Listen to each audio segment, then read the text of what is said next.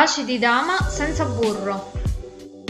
Ingredienti: 230 g di farina, un uovo, 120 g di zucchero di canna, 70 g di granella di nocciole, 60 ml di olio di semi, un goccio d'acqua, un cucchiaino raso di lievito per dolci e 50 g di cioccolato fondente.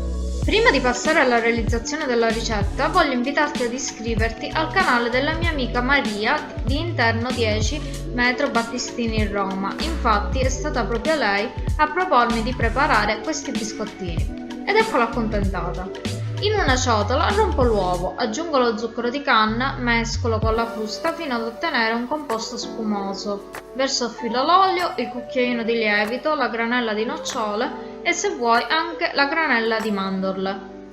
In questo caso dividi il totale dell'ingrediente e poco a poco aggiungo la farina. Impasto con le mani, inserisco un goccio d'acqua e secondo me ci sta anche bene un aroma a scelta come la vaniglia. Lavoro il tutto fino ad ottenere un panetto liscio ed omogeneo e adesso la parte, se così possiamo definire, più difficile, perché dovrai ricavare delle palline molto piccole. Calcola che i biscotti raddoppieranno di volume in forno e verranno sovrapposti gli uni con gli altri, quindi mi raccomando, non esagerare.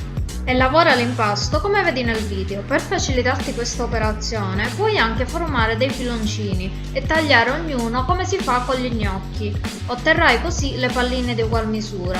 Le adagio su una teglia rivestita di carta forno e li cuocio nel forno a 170 gradi per 15 minuti. Li lascio raffreddare, prendo un biscottino, al centro metto poco cioccolato sciolto a bagnomaria o crema alle nocciole ed unisco le due calotte ed ecco una ripresa un po' insolita per una prova assaggio, ma dato che questi biscottini si chiamano baci, ho deciso di inquadrare solo la mia bocca, proprio perché simbolicamente questi biscotti richiamano due labbra intente a baciare. I miei baci di dama sono venuti un po' più grandi, infatti come ti accennavo poc'anzi è proprio questa l'insidia di questi dolcetti. A parte questo si sente molto la presenza della frutta secca ed il cioccolato conferisce quella nota golosa che non guasta mai.